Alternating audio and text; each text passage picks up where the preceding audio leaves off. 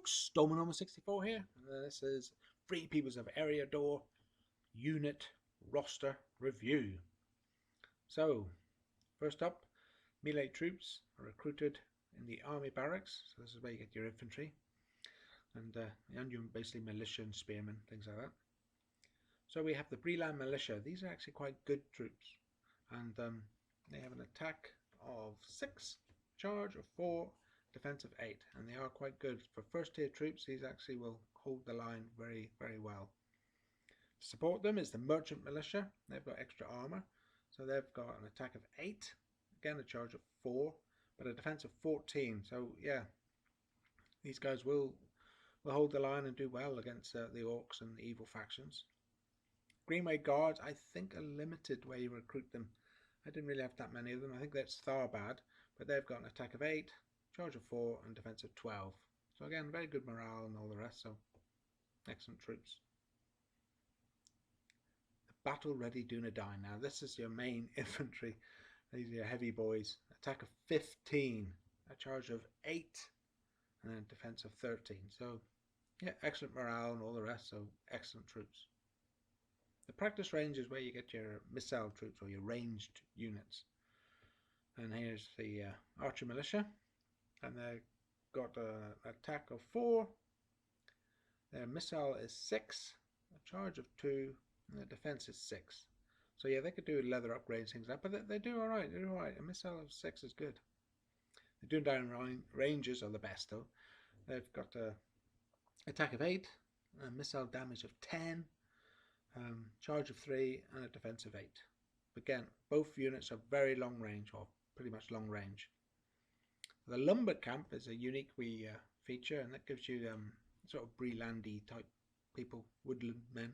So one of them's the Woodland Hunters. Don't underestimate these if you're fighting against them, because they've got an attack of 4 and a missile of 7, and defense of, charge of 2 and a defense of 5. So they can be quite good. And then the Lumbermen, these are the Halberdiers for Bree, effectively. So they've got an attack of 7, a charge of 6, and a defense of 5, but they'll take out, they're armor piercing, and they'll take out cavalry. And talking of cavalry, you recruit them at the stables.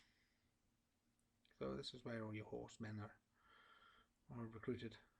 The merchants, they've got armor, so they're up with an attack of 8, defensive charge of 4, charge of 5, and a defense of 14.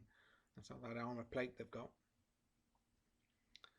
Next up would be the Greenway Sentries. I'm not sure if I actually did recruit these guys, to be honest. Again, they're probably Tharbad only. So their attack is 6, a charge of 8, and defense of 12. That's actually quite good. That's actually quite good. But the Mounted Battle Ready Dunedain are the real heavy cavalry. So here you got attack of 7, a charge of 9, and a defense of 16. So that's where you want to be using these troops if you can. Right, the Prancing Pony is given to you, I think, by default in Bree. I don't remember actually building it, but it gives you a trade bonus. But if you have the Hobbits autonomy, you then sometimes see these troops coming up. The Hobbitry in Arms, these are their spear militia, effectively. And they've got an attack of 6, charge of 4, and defense of 6. So Hobbits aren't really much in defense, but yeah, they need leather plates and things like that. Hobbit Archers are an attack of 5, a missile attack of 7, which is quite good, reasonably, charge bonus of 2, and again defense of only 5. And last but not least, you have these Brandobras Archers. They've got an attack of 6, a missile damage of 8, charge bonus of 2, and defense of 7. So yeah, they're good.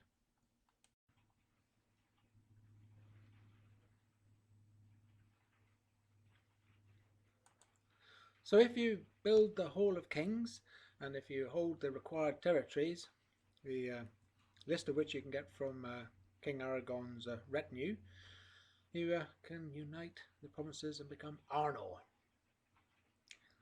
So you have Arnor Militia, attack of 7, charge of 4, and defense of 8. Basically, Arnor is slightly heavier infantry than Breland. The Arnor men at arms, attack of 9, charge of 4, defense of 13. Again, excellent troops for fighting melee and giving the orcs what they need. Arnor pikemen, I didn't unfortunately recruit these in my game, but it says attack of 3, charge of 3, defense of 6. However, the pikeman action is really, really good, and it actually gives them a better attack. The archery range for the missile troops and the range units. Again, these guys will be long range. So the Arnorian archers, they've got an attack of 6, missile effect of 7, charge bonus of 2, defense of 6. So not bad at all. I'd say that missile effect of 7 is good. You then have Arnorian heavy archers, again, long range, and they have an attack of 7, missile of 8, charge bonus of 2, and defense of 9. So, you know, they can defend themselves at the end of the day. And of course the Dunedain Rangers. These have a melee of 8, missile attack of 10, and charge bonus of 3, but only a defense of 8 because they have no armor, basically. Which brings us to the cavalry, recruited in the stables. Baron stables in this case. So we got the Arnor Sergeants, that's the first tier, and they've got an attack of 6, charge bonus of 8, and a defense of 13. So they're pretty good cavalry. Yeah, they can, anyone routing, they'll charge them down, no problem.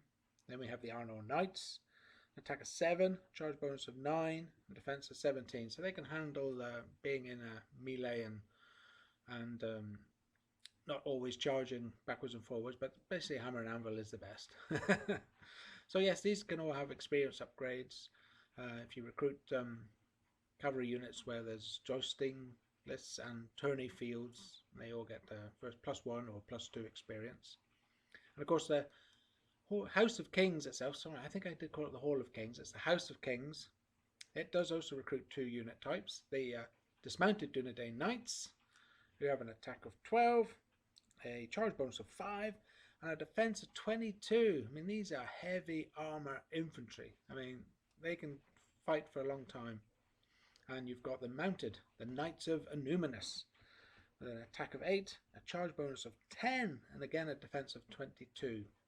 I think both of these units may have a roster numbers issue, but they can only be recruited in Annuminus and nowhere else. And yeah, so now I'm going to show you what they look like on the battle map. So I'll see you on the battle map. Okay, so here we are on the battle map, and we're going to look at these troop units. First one is the Breland Militia. There's their captain,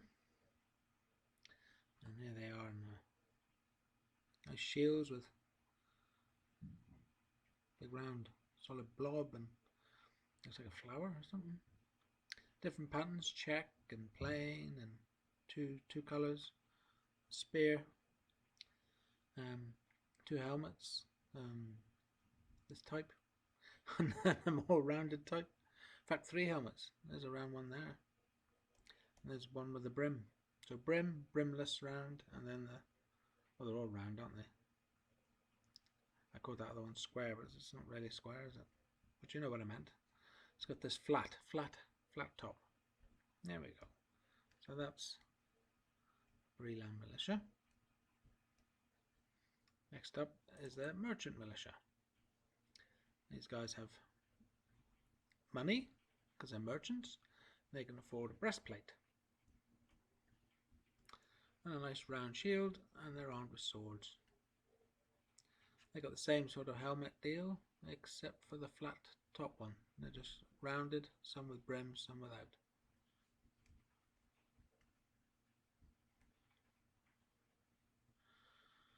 Oh, and on to the Greenway Guards. Now that looks like a... It's not a spear, that looks more like a halberdier, pointed axe on a long pole. Maybe it's a pole axe or something, I'm not sure what. Don't know my medieval weapons, but yeah, that does look, it's got a hook and all sorts. I think there's two types. There's a cleaver type and then there's this hook type. Very formidable weapon. Again, Greenway guards look like they've got like a Gondor type symbol, well, some of them, on their shields. Some have a stripe and some have plain. What's that one? And some have a vertical line. And some, yeah, that's a stripe one. There's a vertical.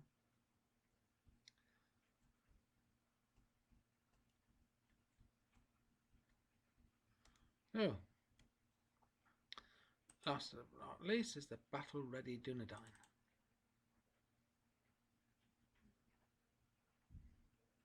There they are. Two-handed swordsman. Nice helmet with a nose guard and cheek guards. Oh, it hasn't got a nose guard, just got cheek guard. Did look like it was more like a Norman helmet, but it's not. There they are, taunting the enemy, whoever they are. So, from the Hobbits, here's the Hobbitry in arms. I guess a human captain by the looks of it. And they're just wearing civvies, just clothes with some sort of long, speary, matlock type agricultural weapon, I would say. Well, actually, spear is not an agricultural weapon, but the other one is. Looks like you would, like a scythe, you would cut crops down with that. In this case, they cut down orcs. Then we have the lumbermen. Of course, they're a big, long-handled axe. This is armor piercing and also anti-cavalry. Because with a long handle, they can reach up and demount the rider with a good swing of the heavy axe. I'm talking of cavalry. Well, I'll go to cavalry soon. We're talking about cavalry. We've got the Greenway sentries. These guys are armed with spears. Basically, Greenway guards on horses, I think, or on horseback. Got a lance. And then the merchant cavalry. The same as merchant militia, but on horse.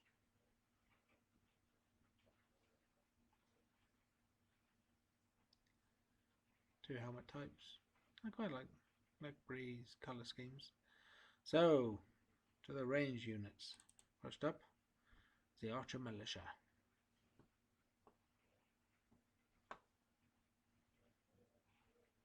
So like the Breeland Militia infantry, these guys have got the same three hack choices.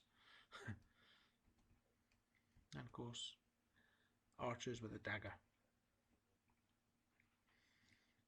Then we have the Dunedain Rangers. These are guys, remember these all have long range. These guys have good long range. They also, I think, can do stakes. And they've got a sword. That's why they got melee, slightly better melee attack. Then we got Woodland Hunters. Woodland Hunters have a good attack, or good missile attack as well. I found in my current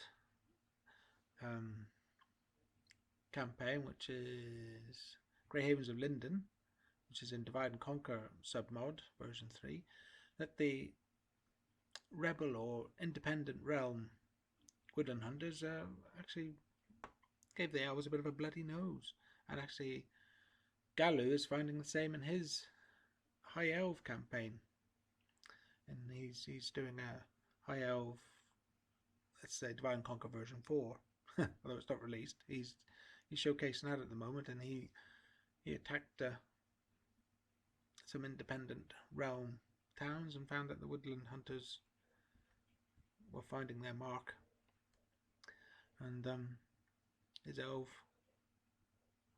armies were taking casualties, and I found the same, and I'm finding the same in my current campaign. So they're good, these Woodland Hunters. So we have next the Hobbit Archers. Yep, look like they've just come out from a big cider drinking session. And then finally the Bandoras archers, hobbits. So they got a better range and better accuracy. So that's Breland. So join me for Arnor. So here we are now going to look at the Arnor roster. So to start up, we have the Arnor militia. Yeah, that does, because that's the Arnor symbol, but it's not unlike Gondor's, is it? Gondor's is the white tree. And it sort of has a pattern, a tree type pattern, and it's white, but it is different. These guys are all spearmen with a round helmet. Next up would be the men of arms, Arnor men of arms. How they are like these guys because of their helmets. Got these wings going upwards as well as a cheek and chin guard.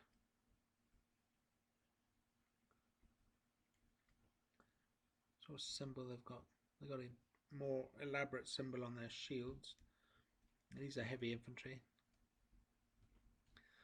And last, but definitely not least, is the pikemen. And they're armoured.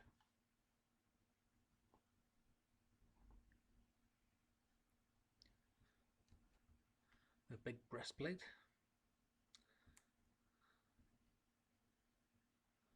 Same sort of winged helmet. Yep. Taunting away. Should be a captain in there. There he is, all armoured up, see him? Nice. Arms, shoulders, and don't know what the actual armour's called itself, but also on the arms. So let's do the archers next, the range unit. There they are. Ah, the shield on the back. Give them some more defence.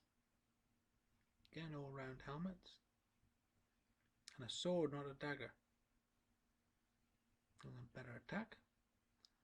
The heavy guys will have the nice winged helmet. There, you can see it. The wings. And the side face protection. Sword for melee. And a long range heavy crossbow. Very nice. Very nice indeed. Let's see our sergeants. They are, as I say, these are good cavalry. They can hold their own against wargs and things, and definitely good at running down enemy routers, units that are routing. Oh, nice shield, same as the men at arms. Ah, look at that, good detail, isn't it? Right, so let's do the knights. Cloak, same helmet. But here you see the armour. Much more armour. A lot more armour. We feather at the front. Oh yeah, they haven't got the wings, they've got a feather at the front. Front of the helmet, see that? Oh, tell I, it has got the wings. Oh, they have got wings. They've got 4. Feather at the front, feather at the back, and on the side. Very good. Attention to detail is great. So the dismounted Dunedain, these heavy infantry unit comes from Numinous. Ah yes, look at all the armour these boys have. Leg, arms, shoulders, breastplate, backplate, full on helmet, 22 defence, and that looks it. There's your heavy infantry from Numinous. And the heavy cavalry from Numinous stand behind them. There they are. Lancer unit.